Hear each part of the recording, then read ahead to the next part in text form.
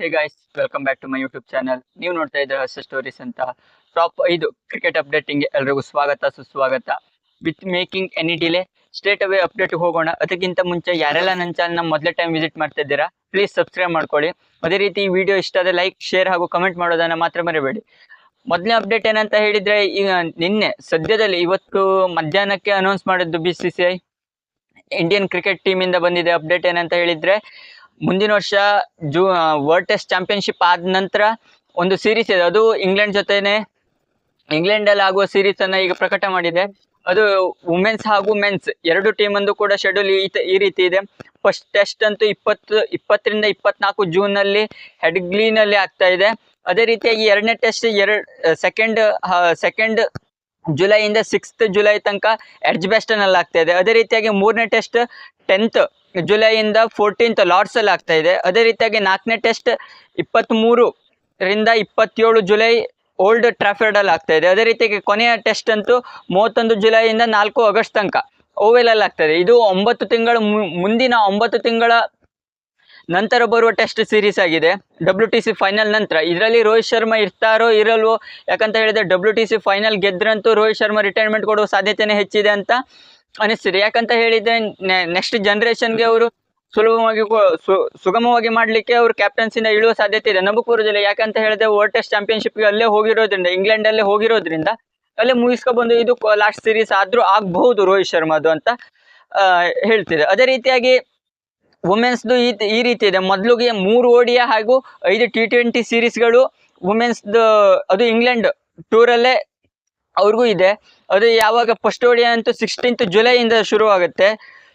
ಹಾಗೆ ಎರಡನೇ ODI 19 ಜುಲೈಗೆ ಹಾಗೂ ಮೂರನೇ ODI 22 ಜುಲೈಗೆ ಇದೆ. ಮೊದಲೇ ODI ಅಂತೂ ಸೌತ್ ವೆಸ್ಟರ್ನಲ್ಲಿ ಇದೆ, ಎರಡನೇದಂತೂ ಲಾರ್ಡ್ಸ್ ಅಲ್ಲಿ ಲಂಡನ್ ಅಲ್ಲಿ.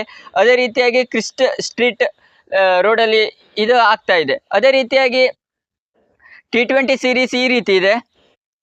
ಫಸ್ಟ್ T20 28th ಜೂನ್ ಅಲ್ಲಿ ಟ್ರೆಂಟ್ ಬ್ರಿಡ್ಜ್ ಅಲ್ಲಿ ಆಗ್ತಿದೆ. ಅದೇ ರೀತಿಯಾಗಿ ಸೆಕೆಂಡ್ T20 ಫಸ್ಟ್ ಜುಲೈಯಲ್ಲಿ ಬ್ರಿಸ್ಬನ್ ಅಲ್ಲಿ ಆಗ್ತಾ ಇದೆ. ಅದೇ ರೀತಿಯಾಗಿ ಮೂರನೇ T20 ಓವೆಲ್ ಅಲ್ಲಿ ಆಗ್ತಾ ಇದೆ ಹಾಗೂ ನಾಲ್ಕನೇ T20 9th ಜುಲೈಯಲ್ಲಿ ಮ್ಯಾಂಚೆಸ್ಟರ್ ಅಲ್ಲಿ ಆಗ್ತಾ ಇದೆ. ಅದೇ ರೀತಿಯಾಗಿ 5ನೇ T20 12th ಜುಲೈಯಲ್ಲಿ ಎಡ್ಜ್ಬಾಸ್ಟನ್ ಅಲ್ಲಿ ಆಗ್ತಾ ಇದೆ. ಇದು ಇಂಡಿಯಾ ಟೀಮ್ದ 9 ತಿಂಗಳ ನಂತರದ ಶೆಡ್ಯೂಲ್ ಈ ರೀತಿ ಇದೆ. ಅದೇ ರೀತಿಯಾಗಿ ಸೆಕೆಂಡ್ ಅಪ್ಡೇಟ್ ಏನಂತ ಹೇಳಿದ್ರೆ, ಮ್ಯಾಥ್ಯೂ ಹೆಡನ್ ಅವರು ಒಂದು ಅಪ್ಡೇಟ್ ಕೊಟ್ಟಿದ್ದಾರೆ. ಏನಂತ ಹೇಳಿದ್ರೆ, ಈ ಬಾರ್ಡರ್ ಗವಾಸ್ಕರ್ ಟ್ರೋಫಿಯಲ್ಲಿ ಇಂಡಿಯಾದು ಹಾಗೂ ಆಸ್ಟ್ರೇಲಿಯಾದ ಪೇಸರ್ಸ್ ಹಾಗೂ ಅವರ ಬ್ಯಾಟಿಂಗ್ ಆರ್ಡರ್ ಹಾಗೂ ಬೌಲಿಂಗ್ ಆರ್ಡರ್ ಅಂತೂ ಸಿಕ್ಕಾಪಟ್ಟೆ ಹೈ ಪವರ್ ಅಲ್ಲಿ ಇದೆ. ಇದು ಎರಡು ಟೀಮ್ ಮಾತ್ರ ಸಿಕ್ಕಾಪಟ್ಟೆ ಹೈ ಅಲ್ಲಿ ಪೀಕ್ ಅಲ್ಲಿ ಇರುವಂತ ಟೀಮ್ ಹಾಗೂ ಅವರ ಪೇಸರ್ ಅಟ್ಯಾಕ್ ಹಾಗೂ ಸಿಕ್ಕಾಪಟ್ಟೆ ಸ್ಟ್ರಾಂಗ್ ಇದೆ ಅಂತ ಹೇಳಿದ್ದಾರೆ. ಇಲ್ಲಿ ನೋಡಿ, you look at the lineups and it is hard to really tell who's get the edge. I sense that it is going to be a runs that are going to be the point of difference. Matthew Hayden ಅವರು on the road of the Border Gavaskar trophy ಲೆಕ್ಕಕ್ಕೆ ಇದು ಈ ರೀತಿ ಹೇಳಿದ್ದಾರೆ. ಅಂದ್ರೆ ಪೇಸರ್ಸ್ಗಳ ಲೈನ್ಅಪ್ ಅಂತೂ ಸಿಕ್ಕಾಪಟ್ಟೆ strong ಇದೆ ಇಲ್ಲಿ ಇಂಡಿಯಾದು ಹಾಗೂ ಆಸ್ಟ್ರೇಲಿಯಾದು ಅಂತ ಮ್ಯಾಥ್ಯೂ ಹೆಡನ್ ಅವರು ಅಪ್ಡೇಟ್ ಕೊಟ್ಟಿದ್ದಾರೆ. ಅದೇ ರೀತಿಯಾಗಿ ಮೂರನೇ ಅಪ್ಡೇಟ್ ಏನಂತ ಹೇಳಿದ್ರೆ, ಕ್ರಿಕೆಟ್ ಅವಾರ್ಡ್ 2023ರ ಯಾರ್ಯಾರು ಪರ್ಫಾರ್ಮೆನ್ಸ್ ಮೂಲಕ ಯಾರ್ಯಾರಿಗೆ ಯಾವ್ಯಾವ ಅವಾರ್ಡ್ ಕೊಟ್ಟಿದೆ ಅಂತ ICC ಅವರು 2023ರಲ್ಲಿ ನಡೆದದನ್ನು 2024ರಲ್ಲಿ ಅವಾರ್ಡ್ ಕೊಟ್ಟಿದ್ದಾರೆ. 2024 ಇನ್ನು ಕೇವಲ 2ರಿಂದ 3-4 ತಿಂಗಳು ಅಷ್ಟೇ ಇದೆ. ಆದರೆ ಯಾರ್ಯಾರಿಗೆ ಯಾವ್ಯಾವ ಅವಾರ್ಡ್ ಸಿಕ್ಕಿದೆ ಅಂತ ಇಲ್ಲಿ ಎಲ್ಲ ಹೇಳಿಕ್ಕೆ ಹೋದರೆ, ಇಲ್ಲಿ ಹೆಚ್ಚಿನದಾಗಿ ಇಂಡಿಯನ್ಸೇ ಇರೋದ್ರಿಂದ T20ಲಿ ಮಾತ್ರ 2 ಜನ ಫಾರಿನರ್ಸ್ ಇರೋದು, ಅದು ಇಂಗ್ಲೆಂಡ್ ಹಾಗೂ ನ್ಯೂಜಿಲೆಂಡಲ್ಲಿ. ಅದೇ ರೀತಿಯಾಗಿ best captain award Rohit Sharma ಅವರು ಸಿಕ್ಕಿದೆ. ಯಾಕಂತ ಹೇಳಿದರೆ, ಆ ಥರ 2023ರದ್ದು ಇದು ಆ ಥರ ಸ್ಟಾರ್ಟ್ ಹಾಗೂ ಆ ಥರ ODI ವರ್ಲ್ಡ್ ಕಪ್ನ 10th ಕನ್ಸಿಕ್ಯೂಟಿವ್ ವಿನ್ಸ್ ಆದರೂ ಕೂಡ ಫೈನಲಲ್ಲಿ ಸೋತಾರೆ. ಅದು ಒಂದು ಸೋಲನ್ನು ಮಾತ್ರ ಇಂಡಿಯಾ ಯಾವತ್ತೂ ಮರೆಯಲ್ಲ ವರ್ಲ್ಡ್ ಕಪ್ಪಲ್ಲಿ 2023ರದ್ದು. ಅದೇ ರೀತಿಯಾಗಿ best captain award Rohit Sharma ಅವ್ರು ಸಿಕ್ಕಿದೆ. ಅದಕ್ಕೆ ಬೆಸ್ಟ್ ಕೋಚರ್ ಆಗಿ ರಾಹುಲ್ ದ್ರಾವಿಡ್ ಅವ್ರು ಸಿಕ್ಕಿದೆ, ಕೋಚರ್ ಆಗಿ ಫೈನಲ್ಗೆ ಟೀಮ್ನ ಕರ್ಕೊಂಡು ಹೋಗಿರೋದ್ರಿಂದ. ಹಾಗೂ amongst the run Virat Kohli ಅವರಿಗೆ ಸಿಕ್ಕಿದೆ. ಅದೇ ರೀತಿಯಾಗಿ ಹೈಯೆಸ್ಟ್ ವಿಕೆಟ್ ಹಾಗೂ ಬಂದಾಗೆಲ್ಲ ಬ್ರೇಕ್ ಥ್ರೂ ತಂದುಕೊಡೋ ಮೊಹಮ್ಮದ್ ಶಮಿ ಅವರಿಗೆ ಸಿಕ್ಕಿದೆ. ಅದೇ ರೀತಿಯಾಗಿ ಟೆಸ್ಟಲ್ಲಿ ಯಶಸ್ವಿ ಜೈಸ್ವಾಲ್ ಅವ್ರಿಗೆ ಈ ಅವಾರ್ಡ್ ಸಿಕ್ಕಿದೆ, ಹೈಯೆಸ್ಟ್ ರನ್ ಆಗಿರೋದ್ರಿಂದ. ಅದೇ ರೀತಿಯಾಗಿ ಟೆಸ್ಟ್ ಬೌಲರ್ ಆಗಿ ರವಿಚಂದ್ರನ್ ಅಶ್ವಿನ್ ಅವ್ರಿಗೆ ಸಿಕ್ಕಿದೆ ಹಾಗೂ ಆಲ್ರೌಂಡರ್ ಕೂಡ ಇವ್ರಿಗೆ ಸಿಗ್ಬೇಕು. ಯಾಕಂತ ಹೇಳಿದ್ರೆ ಸೆಕೆಂಡ್ ಸ್ಥಾನದಲ್ಲೇ ಈ R ಅಶ್ವಿನ್ ಅವರಿದ್ದಾರೆ. ಅದೇ ರೀತಿಯಾಗಿ T20ಲಿ ಮಾತ್ರ ಫಿಲ್ ಸಾಲ್ಟ್ ಅವ್ರಿಗೆ ಸಿಕ್ಕಿದೆ, ಇಂಗ್ಲೆಂಡ್ನ. ಇವರು ಒಳ್ಳೆ ರನ್ ಹೊಡೆದಿದ್ರು 2023ರಲ್ಲಿ T20ಲಿ ಅಂತ. ಅದೇ ರೀತಿಯಾಗಿ ಬೆಸ್ಟ್ ಬೌಲರ್ ಆಗಿ ನ್ಯೂಜಿಲೆಂಡ್ ಟೀಮ್ ಸೌತಿಗೆ ಸಿಕ್ಕಿದೆ.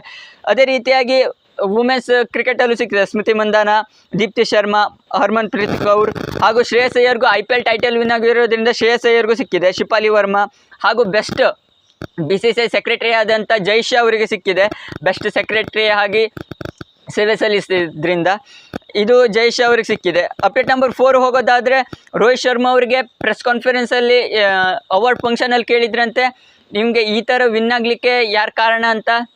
ರೋಹಿತ್ ಶರ್ಮಾ ಅವರು ಏನಂತ ಹೇಳಿದ್ದಾರೆ ಅಂತ ಹೇಳಿದರೆ, ನನಗೆ ಅಜಿತ್ ಅಗರ್ಕರ್, ರಾಹುಲ್ ದ್ರಾವಿಡ್ ಹಾಗೂ ಜೈಶಾ, ಈ 3 ಹಾನರ್ ಪ್ರೆಸಿಡೆಂಟ್ ಆದಂಥ ಜೈಶಾ ಅವರು, ಇವರು 3 ಜನ ನಾ ಹೇಳಿದಾಗೆಲ್ಲ ಯಾವ್ಯಾವ ಪ್ಲೇಯರ್ಸ್ಗಳು ಯಾವ್ಯಾವ ಹೇಗೆ ಬೇಕು ಅಂತ ಎಲ್ಲ ನಿನ್ನ ಪಿಕ್ ಯಾವ್ಯಾವ ರೀತಿ ಇದೆ ಅಂತ ಹೇಳಿ ಅವರು ಚಾಯ್ಸ್ ಮಾಡಲಿಕ್ಕೆ, ರೋಹಿತ್ ಶರ್ಮಾನೇ ಚಾಯ್ಸ್ ಮಾಡಲಿಕ್ಕೆ ಬಿಟ್ಟಿದ್ದರು. ಅದರಿಂದಾಗಿ ನಾ ಈ ರೀತಿ ವಿನ್ ಆಗಲಿಕ್ಕೆ ಸಾಧ್ಯ ಆಯಿತು ಅಂತ. ODI ವರ್ಲ್ಡ್ ಕಪ್ಪಲ್ಲಿ ಕೂಡ ಕನ್ಸಿಕ್ಯೂಟಿವ್ ವಿನ್ಸ್ ಹಾಗೂ ಈ T20 ವರ್ಲ್ಡ್ ಕಪ್ಪಲ್ಲಿ ಕೂಡ ಅನ್ಬೀಟನ್ ಟೀಮ್ ಆಗಿ ಹೊರಹೊಮ್ಮಲು ಇವರು 3 ಜನ ಕಾರಣ ಅಂತ ಹೇಳಿದ್ದಾರೆ. ಅದೇ ರೀತಿಯಾಗಿ ಕೊನೆಯ ಅಪ್ಡೇಟ್ ಏನಂತ ಹೇಳಿದರೆ, ನಿನ್ನೆ ಒಂದು 2-3 ದಿನದಿಂದ ಇಂಡಿಯಾ ಹಾಗೂ ಶ್ರೀಲಂಕಾ ಹಾಗೂ ಇಂಗ್ಲೆಂಡ್ ಸೀರೀಸ್ ನಡೀತಾ ಇದೆ. ಅದು ಇಂಗ್ಲೆಂಡಲ್ಲಿ ಶ್ರೀಲಂಕಾ ಟೂರ್ ಮಾಡ್ತಿರೋದು.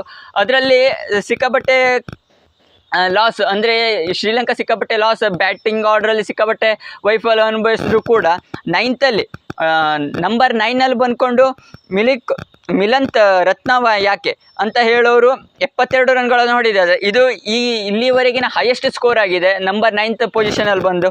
ಇದಕ್ಕಿಂತ ಮೊದಲೇ ಸಂಧು ಅಂತ, ನಮ್ಮ ಭಾರತದ್ದೇ ಬಲಿವಿಂದರ್ ಸಂಧು ಅಂತ 71 ರನ್ಗಳು ಹೊಡೆದಿದ್ರು. ಇವತ್ತು ಆ ರೆಕಾರ್ಡ್ ಬ್ರೇಕ್ ಆಗಿದೆ ಅಂತ ಹೇಳಿದೆ. ಇದು ಟಾಪ್ 5 ಕ್ರಿಕೆಟ್ ಅಪ್ಡೇಟ್ ಆಗಿತ್ತು. ಹೇಗೆ ಅನಿಸ್ತು ಈ ವಿಡಿಯೋ ಅಂತ ಲೈಕ್, ಶೇರ್ ಹಾಗೂ ಕಮೆಂಟ್ ಮಾಡೋದನ್ನು ಮಾತ್ರ ಮರೆಯಬೇಡಿ. ನಮಸ್ಕಾರ.